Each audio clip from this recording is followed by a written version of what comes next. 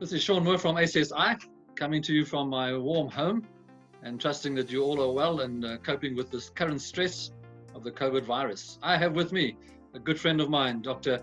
Mark Manley.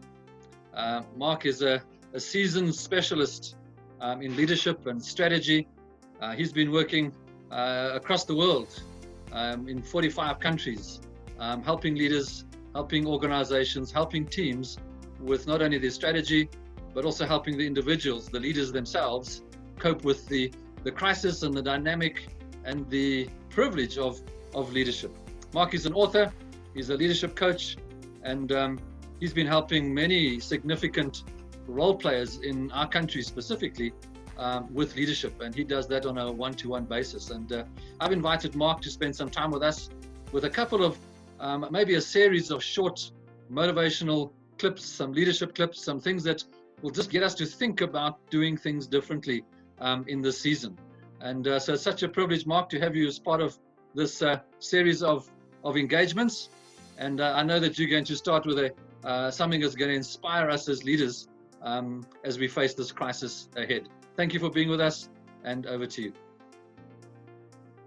Thank you, Sean, and hello everybody. It's great to be with you.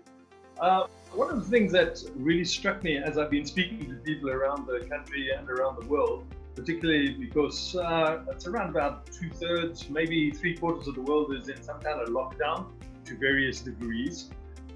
Some schools are still working, but most around the world are not working at the moment. So the challenge is, what's the impact going to be, not only socially, but educationally and economically? The world is not going to be the same again. So strategically, what we have to understand that we should not be preoccupying ourselves with getting back to normal. There's not going to be normal anymore. The world is going to be different after this. So what strategically is that world going to be like? And we're going to be talking about that hopefully down the line if Sean agrees to that. But right now, it's very important for leaders to lead, because if you are not leading, then people are going to be wandering off. People are looking to leaders to make sure that the cohesion of the entities of the school or of the business or of the church or whatever entity we have within society is cohesive enough to hang together in the midst of this crisis. So within leadership, you have a number of key foundational aspects. So it's a future focus. There's an importance of leaders being able to show and encourage passion, make that contagious, not the virus, make the passion contagious. There's got to be very good communication.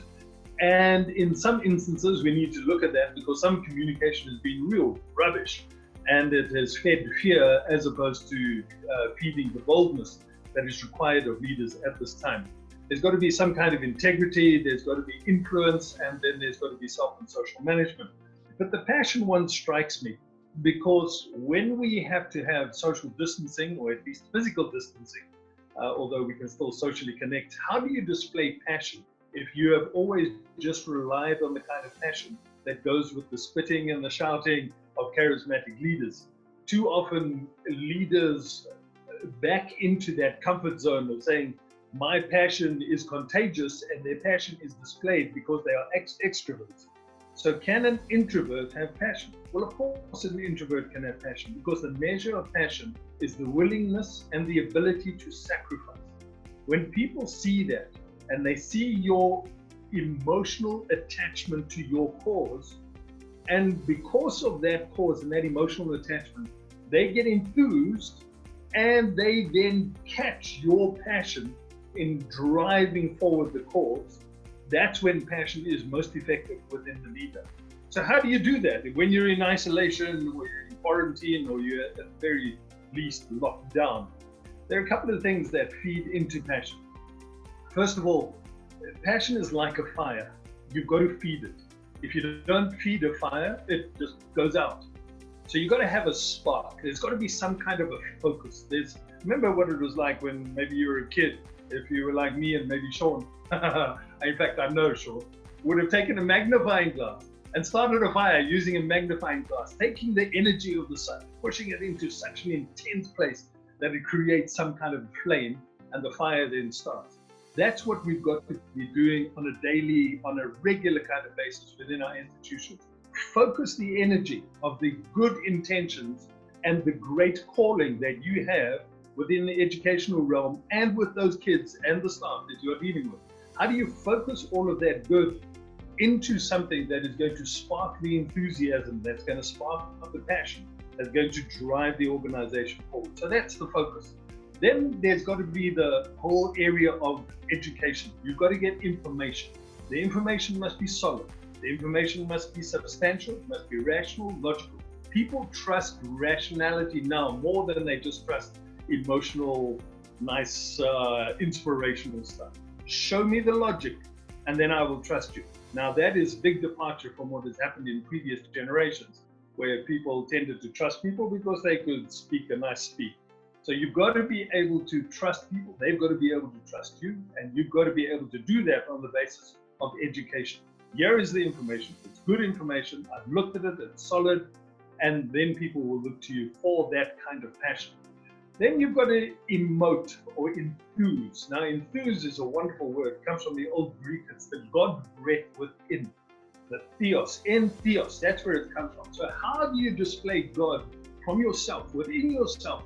And if the God breath is within, obviously, that's going to, you cannot contain that. That's got to come out.